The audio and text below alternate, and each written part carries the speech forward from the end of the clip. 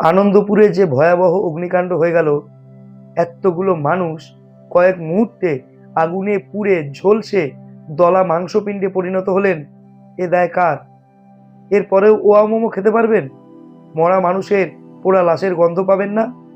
ধিক্কার জানাই এরকম সংবাদ মাধ্যমকে, যারা এই গোটা ঘটনা, এতগুলো নিউজ হয়ে গেল কিন্তু কোথাও ওয়া মোমোর নামটা পর্যন্ত উচ্চারণ করলো না। ধিক্কার জানাই এমন সংবাদ মাধ্যমকে যারা বলে যে এই অগ্নিকাণ্ডে ১৩ জন মৃত এবং বাকিরা নিখোঁজ। মাই গুডনেস, কোন সমাজে বাস করছি আমরা?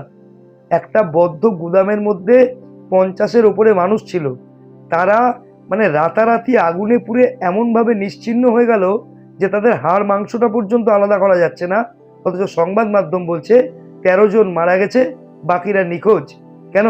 বাকিদের কি পাকনা গজালো, নাকি পিসি সরকারের ম্যাজিক করে তারা ভ্যানিশ হয়ে গেছে? এটুকু বলতে আপনাদের সৎ সাহস নেই যে ৫০টার ওপরে লোক এরকম বিচ্ছিরিভাবে মারা গেল?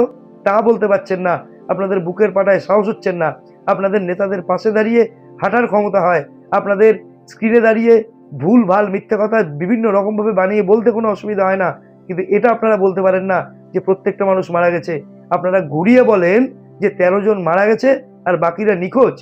আর গোটা আনন্দবাজার পত্রিকা, বড় বড় যে পত্রিকাগুলো আছে, কোথাও একবার ওয়া মোমোর নামটা পর্যন্ত করলো না।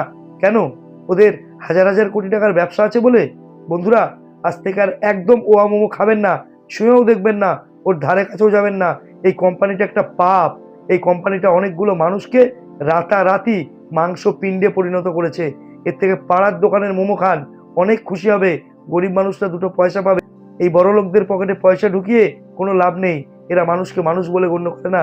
বন্ধুরা, ভিডিও যদি ঠিক লাগে, আমার কথা যদি ঠিক মনে হয়, অবশ্যই একটা লাইক করবেন, চারিদিকে শেয়ার করবেন, এবং আপনার যদি কোনো মন্তব্য থাকে অবশ্যই কমেন্ট বক্সে জানাবেন। আমার চ্যানেল সাবস্ক্রাইব করে আমার পাশে থাকবেন। সবাই ভালো থাকবেন। Thank you.